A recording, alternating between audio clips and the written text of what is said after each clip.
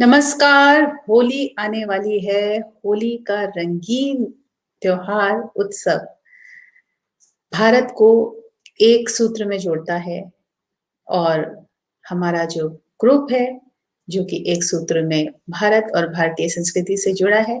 तो किसी भी त्योहार को मनाने का और उसका वैज्ञानिक स्वरूप समझने का, उसका सही तरीका अंदर से पूरी तरीके से आत्मसात करने का यही प्रयास, यही उद्देश्य, cook right, eat right, back to roots और वह भारत। तो इस उद्देश्य के साथ हर त्योहार में हम आपके साथ जुड़ते हैं और उस त्योहार से जुड़ी ऐसी बहुत सारी मान्यताएं, ऐसी बहुत सारी बातें, ऐसी बहुत सारी छुपी हुई बातें जो हम तक नहीं पहुंच पाई हैं अब तक, वो मैं आपके साथ साझा करती हूँ ताकि आप उस त्योहार को सही रूप से समझ के सही तरीके से मना सकें। कम से कम मुझे ये ग्लानि नहीं होगी कि जो मुझे पता था, जो सही है, वो मैंने आप तक नहीं पहुंचाया। बाकी आपकी मर्जी। नमस्ते, स्वागत। जो लोग जुड़ रहे हैं और जो जुड़ने वाले हैं, तो आज हो गई है 25 तारीख, 26, 27, 28 और 29। तो इस बार होली बहुत देर से आ रही है। पिछले कई वर्षों में होली शुरुआत में आरंभ के मार्च के महीने में ही हमेशा पड़ती है, तो वो हो जाती थी। लेकिन इस बार सरकते हुए काफी दूर तक आ गई है और मौसम भी बेहाल किए हुए है। एकदम से आंधी आती है, एकदम से पानी बरसने लगता है, टिप टिप बारिश होने लगती है और खूब तेज हवा चल रही है। खैर, हवा तो चलती ही है इस मौसम में, क्योंकि बसंत और पतझड़ संग संग दोनों हिलोरे ले रहे हैं, झूला झूल रहे हैं। नमस्ते शिप्रा, नमस्ते हरप्रीत। स्वागत है आपका इस कार्यक्रम में, इस शो में। और इस कार्यक्रम के द्वारा हम आप तक वो हर बात पहुंचाते हैं जो आवश्यक है किसी भी संस्कृति को समझने में, और अपनी संस्कृति को समझना हमारे लिए बहुत ज्यादा ही आवश्यक है। नमस्ते गीता, हैप्पी होली। आपको भी होली की बहुत बहुत शुभकामनाएं। और होली से ठीक 27, 26 3 दिन पहले मैं आपको होली मनाने की के रिवाज की वजह और क्या करें क्या ना करें, इन सब बातों से अवगत कराऊंगी आज के इस कार्यक्रम में। होली विशेष, जिसमें होली के उत्कृष्ट रंग बबीता के संग और आपके संग। तो होली की जो एक एक माहौल बना हुआ है इस समय रंगों का, वसंत ऋतु में ही होली आती है और ये ऋतु चलेगी अभी मई तक। देखिए, हमारे पर्यावरण की वजह से, ग्लोबल वार्मिंग की वजह से हमारे मौसम भी काफी बदल चुके हैं। होली आने तक अच्छी खासी ठंडक हुआ करती थी और होली के बाद ही लोग अपने गर्म ऊनी वस्त्र जो हैं वो उतारते थे और ठीक ठंडे पानी से सुबह सुबह नहाना आरंभ कर देते थे। लेकिन अब काफी बदलाव आ गया है मौसम में, तो गर्मी अच्छी खासी पड़ने लगी है और होली का इंतजार जो है, जैसे सर्दी का अंत माना जाता था, तो अब ऐसा नहीं है। अब अभी भी गर्मी काफी, सर्दी का अंत मान ही लीजिए कि काफी समय से हो चुका है। जी रेखा, होली की बधाई आपको। जाहिदा, स्वागत है आपका। तो रंगों का माहौल, फूल सब तरफ, और इन्हीं रंगों को मनाते हुए हमारे जो भारतवर्ष के त्योहार हैं, वो मुख्यतः आप सभी को पता है कि वो मौसम को सेलिब्रेट करते हैं, वो नेचर को सेलिब्रेट करते हैं, प्रकृति को सेलिब्रेट करते हैं और हार्वेस्ट को सेलिब्रेट करते हैं। यानी कि जो हमारा अनाज है, अनाज को बोना और अनाज को काटना, जो कटाई होती है वो हमेशा, क्योंकि वो मनुष्य के जीवन का अभिन्न अंग है, तो इसलिए जब हार्वेस्ट होती है तो हर हमारा त्योहार हार्वेस्ट पे आकर रुक जाता है और उसको मनाया जाता है। तो ये एक हार्वेस्ट फेस्टिवल भी है। अनाज तैयार है, गेहूं की बाली आप सब लोग देखिए कि खूबसूरत लग रही है। तो जनवरी में होता है हमारा संक्रांति का त्योहार, होता है लोहड़ी का त्योहार होता है, उसके बाद बसंत पंचमी आती है और इसी के साथ होली। होली सॉरी, मार्च के महीने में फागुन पूर्णिमा के दिन, यानी कि मैं छोटी होली की बात कर रही हूँ, तो उस दिन पूर्णमासी होती है और फागुन मास की, यानी कि मार्च के महीने, ग्रेगोरियन कैलेंडर अगर देखें अंग्रेजी कैलेंडर में, तो उसको मार्च का महीना कहा जाता है और हमारा अगर हिंदी कैलेंडर देखा जाए तो फागुन माह चल रहा है। तो फागुन महीने में फागुन की जो पूर्णिमा होती है, एक अमावस्या और एक पूर्णिमा होती है हर महीने में 15-15 दिन पे, तो ये पूर्णमासी के दिन आता है फागुन पूर्णिमा जिसको कहते हैं। और इस दिन होलिका दहन के नाम से भी इसको जाना जाता है, तो होली जलाई जाती है और इसके साथ ही आरंभ होता है अगले दिन रंगों का त्योहार। तो ये सबको पता है और हिरण्यकश्यप, प्रहलाद और होलिका की कहानी भी सबको पता है, जो कि होली की एक माइथोलॉजी है, कथा है। जैसे कि मैं हमेशा आप लोगों को बताती हूँ कि हमारे जो परंपराएं हैं उनको कथाओं में जोड़ दिया गया है हमारे ऋषि मुनियों ने, ताकि वो उसको याद करके हम उसका विज्ञान समझ सके। तो विज्ञान तो हम भूल गए हैं और कथाओं को शायद वो भी भूल चुके हैं सही तरीके से। किसी को कथा भी आज नहीं पता होगी, बहुत कम लोग हैं जो कथा भी अगर उनको कहा जाए तो ठीक से बता पाए, लेकिन कथा मूलतः लोगों को याद है। तो आज हम विज्ञान की बात करेंगे। होली का त्योहार अगेन एक ट्रांजिशन का समय है, जिस समय ये होली आती है, यानी कि सर्दी और गर्मी के बीच का समय। इसी समय में शिवरात्रि आती है, इसी समय में नवरात्र आती है। गुप्त नवरात्रें आई थी, जैसा कि मैंने आपको बताया था।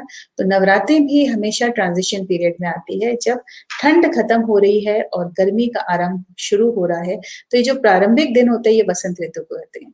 तो गर्मी और सर्दी जब आपस में गले मिलते हैं, यानी कि एक दूसरे को छोड़ रहे हैं या गले मिल रहे हैं, अलविदा कह रहे हैं एक दूसरे को, तो वो जो बीच का मौसम होता है, बीच का समय होता है बसंत फागुन, तो ये बड़ा खूबसूरत मौसम होता है और इसी समय होली आती है। और होली के साथ ही चूंकि अब गर्मी बढ़ रही है, तो बहुत सारे कीटाणु यानी कि बैक्टीरिया, यत पिंडे तत् ब्रह्मांडे, जो हमारे ब्रह्मांड है उसमें बहुत सारे कीटाणु, ऐसे कीटाणु जो शरीर के लिए हानिकारक हैं, उनका वो हर तरफ आपको फैले होंगे। और चूंकि वो एटमॉस्फेयर में है, एनवायरनमेंट में है, पर्यावरण में है, तो वो आपके शरीर में भी है। तो ये जो कीटाणु हैं, ये जो बैक्टीरियाज हैं, इसका शमन करने के लिए होलिका दहन का त्योहार होता है फागुन की पूर्णमासी की रात, जिसमें कि कंडों के द्वारा या जो बिखरी हुई लकड़ियां होती है, जो गिरी हुई लकड़ियां होती है, देखिए जो चलन हो गया है वो क्या हो गया है, बड़े बड़े पेड़ काट दिए जाते हैं, उनके तने वहां पे नहीं। जो रिवाज है, जो रिचुअल है, वो ये कि कंडे, गोबर के कंडे जलाए जाते हैं, या फिर वो लकड़ी जो बेकार पड़ी हुई होती है, जो पेड़ खराब हो चुके हैं, उनकी लकड़ी लेकर और उससे होलिका दहन किया जाता है। होलिका दहन तो उसका नाम इसलिए डाल दिया क्योंकि इसको माइथोलॉजी से जोड़ दिया, लेकिन इसकी जो परंपरा है वो ये है कि जब आप फागुन पूर्णिमा की रात में इस तरीके से अग्नि को प्रज्वलित करते हैं और सब के सब उसकी परिक्रमा लेते हैं, तो आपको पता है कि अग्नि अपने आप में एक बहुत बड़ा रिचुअल है शुद्धि का। तो आपके शरीर की शुद्धि करता है और जब आप उसकी परिक्रमा लेते हैं परिवार के साथ, तो आपके शरीर के जो बैक्टीरियाज हैं वो काफी हद तक उसको खत्म कर देते हैं, समाप्त कर देते हैं, मार देते हैं। तो ये नेचुरल तरीका है आपके शरीर की शुद्धि करने का, होलिका दहन के द्वारा पूर्णमासी की रात में। तो इसमें आपको अब तक ये समझ में आ गया कि होली क्यों मनाई जाती है, उसका वैज्ञानिक महत्व क्या है, होलिका दहन का वैज्ञानिक महत्व क्या है। और जब होली जल जाती है, तो उसके अगले दिन जब रंग का दिन होता है, तो उसकी राख राख में चंदन और आम की जो बौरें इस समय निकली हैं, उसका मिक्स करके उसको पीस कर एक लेप बनाया जाता है, जिसको कि अपने माथे पर और तिलक की तरह या पूरी तरीके से लेप और शरीर में भी लगाया जाता है, जो आपके शरीर को बहुत पुष्ट करता है और खूबसूरत बनाता है। एक तरीके का बड़ा बेहतरीन उपटन है और बहुत से लोग उसको खा भी लेते हैं, क्योंकि अगर शुद्ध चंदन है, आम की बौरें हैं, तो उसको ग्रहण भी कर लेते हैं, उससे भी आपके शरीर में बहुत शुद्धि होती है। तो ये हमारी परंपराएं हैं जो जिसके बारे में कोई बात ही नहीं करता है, और यही हमारा धर्म है, ये हमारा ध्येय है कि हम इन चीजों को आप तक पहुंचाएं। तो ये हुई आपकी बात कि होलिका की जो दहन है उस दिन क्या होता है, क्यों होता है, आपको क्यों करना चाहिए। और इसके बाद जो रंग है, रंग जो खेला जाता है, अब जब तो शरीर जब आपका समय ट्रांज़िशन में होता है, यानी कि वो समय जब ठंड और गर्मी के बीच का समय है, तो क्या हो रहा है कि आपके शरीर में अब थकान शुरू हो जाती है। जब वही काम जब सर्दियों में आप जब काम करना शुरू करते हैं, तो आप थकते नहीं हैं। हाँ, जब तक काम शुरू नहीं करते, तब तक एक वो रहता है कि अरे! कैसे निकले, ठिठुर रहे हैं। लेकिन जब एक बार निकल आते हैं, आप काम शुरू कर देते हैं, तो आपके बॉडी में एनर्जी होती है। लेकिन अब वो समय आ गया है, जब आपकी बॉडी की एनर्जी क्षीण होने लगी है, गर्मी आने लगी है। तो रंगों का जो त्योहार है, वो आपको मूवमेंट देता है, संचालित करता है और जो गीत गाए जाते थे, उनके जो राग होते थे फाग गाई जाती है, ठुमरी गाई जाती है, जोगीरा गाया जाता है, तरह-तरह के जो वाद्य होते हैं हमारे भारतीय संस्कृति से जुड़े इंस्ट्रूमेंट्स होते हैं, ढोल होता है, मंजीरा होता है, जो आपके सारे चक्रों को पूरा संचालित कर देता है। तो अब तो डीजे म्यूज़िक बजता है जो आपके ब्रेन को संचालित करता है पूरी तरीके से, कान को पूरी तरीके से पका देता है।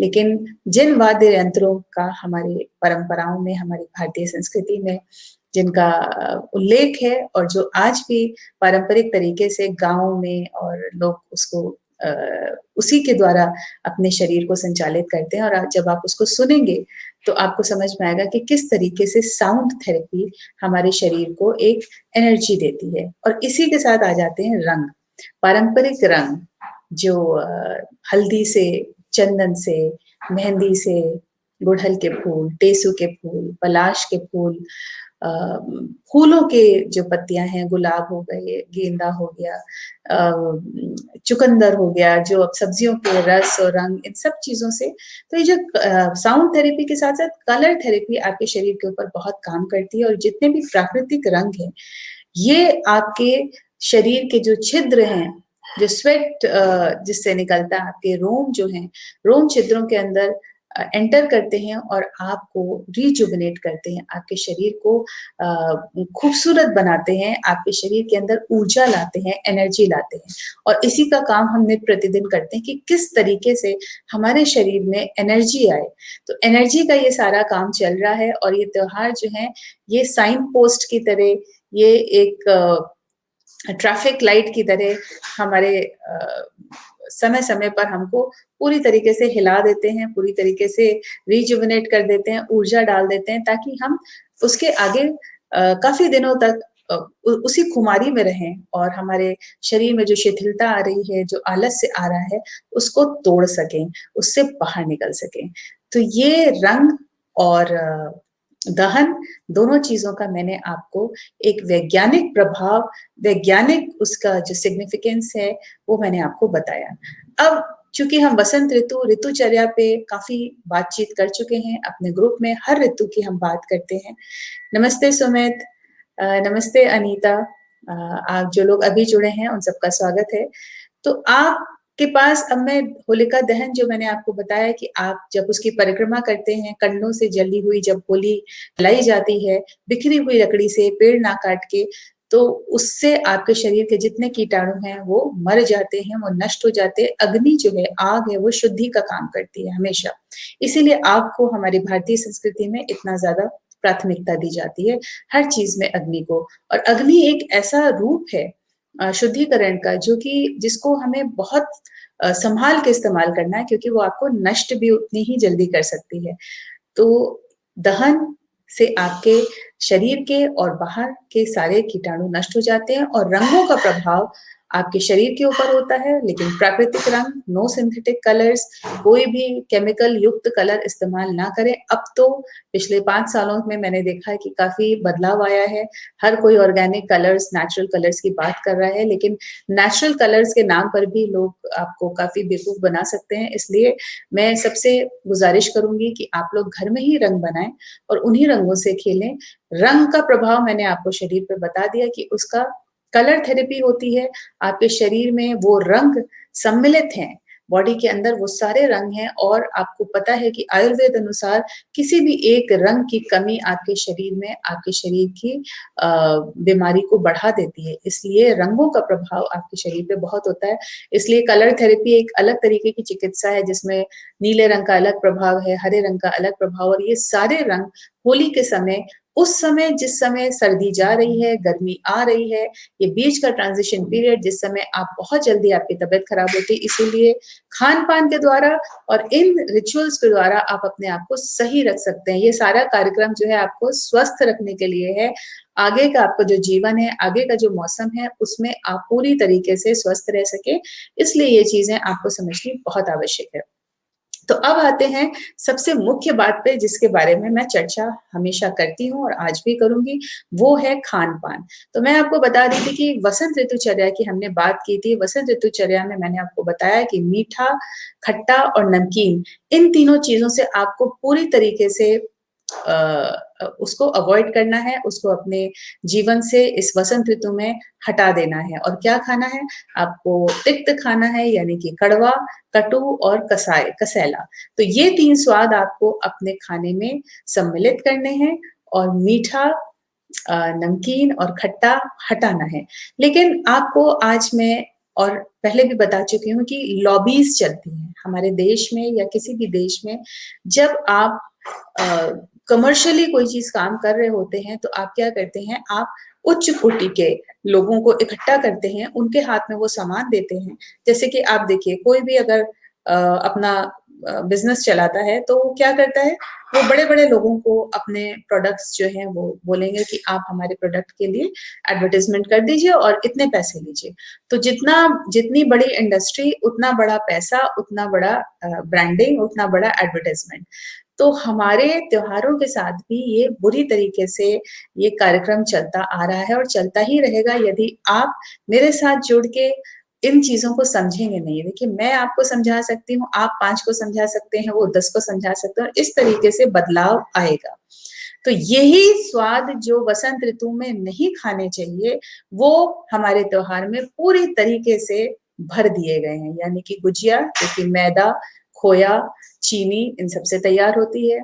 दही बड़े दही, खोया, पनीर ये जितने भी आइटम्स जो त्योहार के नाम पर बनते हैं, ये आपके शरीर के लिए बहुत-बहुत हानिकारक हैं। जी हाँ, माफ़ कीजिएगा मुझे लेकिन ये बहुत हानिकारक हैं, चिकनाई युक्त जितना भी फैट आप अपने खाने में ये सारे जितने बनेंगे इसलिए मैं कोई कॉन्टेस्ट उस तरीके का रखा नहीं, ना ही मैं लाइव कर रही हूँ, क्योंकि मैं क्या आपको बताऊँ लाइव कुकिंग करके, क्योंकि इस समय आपको भुनी हुई चीज़ें खानी है, इसीलिए एक परंपरा है, एक रिचुअल है जिसमें ज्वारी भूनी जाती है। ये ज्वारी भूनने की परंपरा लोग आज भी फॉलो करते हैं।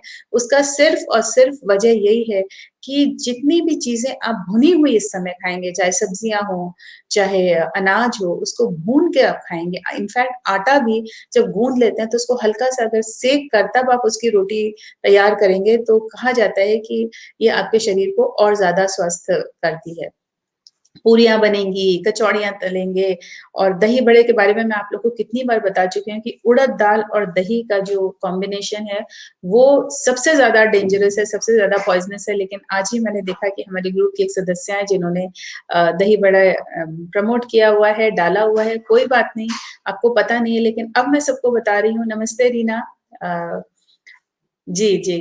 होली की शुभकामनाएँ तो हम लोग सबको देते रहेंगे लेकिन ये बातें बहुत आवश्यक हैं और इन बातों को समझना बहुत ज़रूरी है। प्लीज़ आप लोग इस भसड़ से थोड़ा-सा बाहर निकलिए कि जो चीज़ नहीं खानी है अगर आप लोग कहेंगे और बहुत से लोग कहते हैं कि थोड़ा-सा खाने में कोई हार्म नहीं है। ये थोड़ा-थोड़ा करके ही चीज़ें जो हैं वो बढ़ती जाती हैं क्योंकि होली का त्योहार 1 दिन का नहीं होता, होली का त्योहार भी कम से कम 7-8 दिन तक चलता ही है।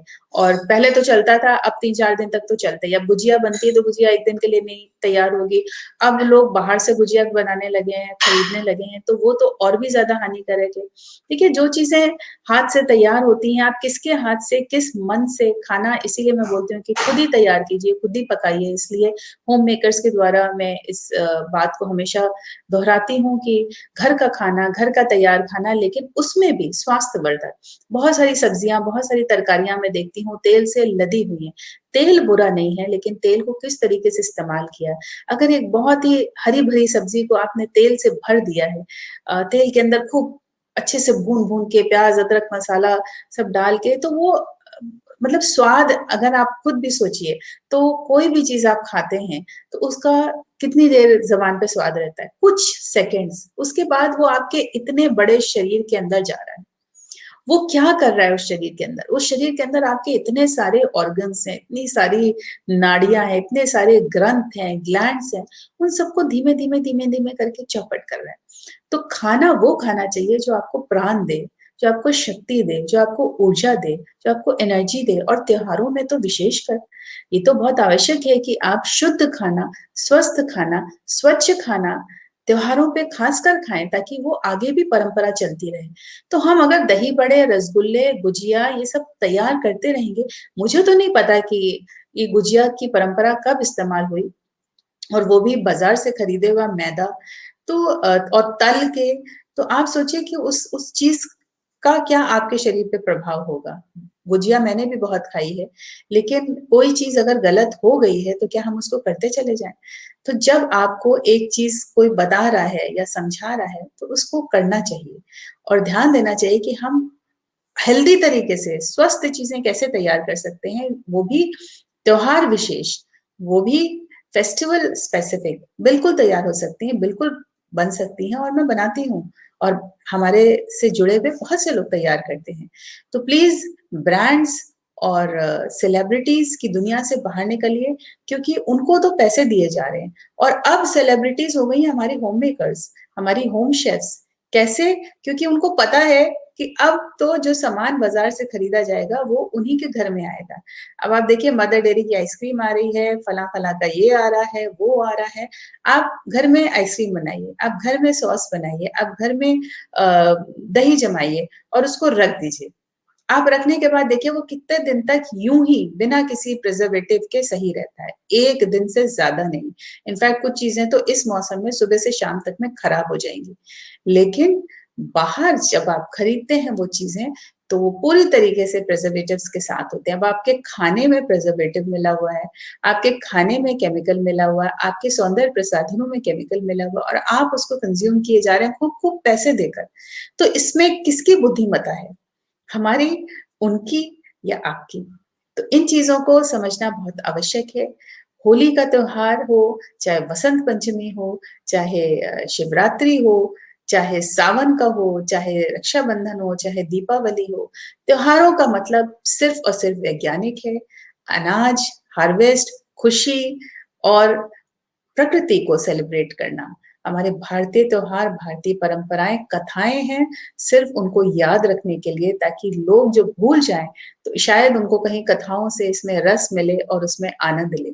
लेकिन हर त्योहार के पीछे एक वैज्ञानिक प्रथा है, वैज्ञानिक तत्व है, वैज्ञानिक महत्व है। Scientific significance behind all our rituals and festivals. That's what uh, Indian culture is all about. That's what वह भारत इज़ ऑल अबाउट। तो इन बातों का ध्यान दीजिए। Ma'am, most disgusting thing is some people play with rain water, the should get arrested for doing so. जी, बिल्कुल ना प्रसन्ना जी, इस तरीके के लोग जो करते हैं, तो हमारा हमारा ही कर्तव्य है कि जब हम इन चीज़ों को आगे लेकर जाएँगे, जो मैं बात कर रही हूँ, मेरी बात से आप भी बात कीजिए, और जी हाँ, सरकार अपना काम कर रही है, हम अपना काम कर रहे हैं। बिल्कुल, अगर जो लोग ऐसा काम करते हैं तो बहुत गलत है। इन 9 डे नीम की कोपल खाने से कभी बुखार नहीं होता। जी हाँ, बिल्कुल ज़ाहिदा, धन्यवाद, आपने इस बात पे गौर किया। जी, आपकी इन बातों से मैं पूरी तरह से सहमत हूँ, धन्यवाद। शिप्रा, और कीजिए का भी, preservatives act against digestion in stomach, very true. Thank you so much. Cook right, eat right group के सभी सखियों को भी हैप्पी होली। धन्यवाद शिप्रा। अरारोट में हल्दी मिक्स करके येलो कलर बनाती हूँ, ये बहुत ही easy to make, and yellow is my favourite colour. बिल्कुल, बहुत तरीके हैं अब तो रंग बनाने के, रंग तैयार करने के। आप अरारोट में मिलाइए, आप मैदे में मिलाइए, आप आटे में मिलाइए, आप मुल्तानी मिट्टी में तैयार कीजिए, चंदन लीजिए। मैं तो सिर्फ़ चंदन, हल्दी और कुमकुम इन इसी का करती हूँ, और फूल। अब फूलों की होली आजकल जो लोग खेल रहे हैं, तो कम से कम फूलों की ज़िम्मेदारी लें, और उन फूलों को इस तरीके से संग्रहित करें, ताकि उनका कुछ किया जा सके, खाद बन सके, उसको रौंद के ना चले जाएँ। तो जो भी काम करें, जो भी कार्य करें, उसकी पूरी ज़िम्मेदारी, उसकी पूरी रिस्पॉन्सिबिलिटी लें। तो आप लोगों को कुछ पूछना है तो मुझसे पूछ सकते हैं। कैसी लगी आज की बात? उत्कृष्ट होली के रंग बबीता के संग।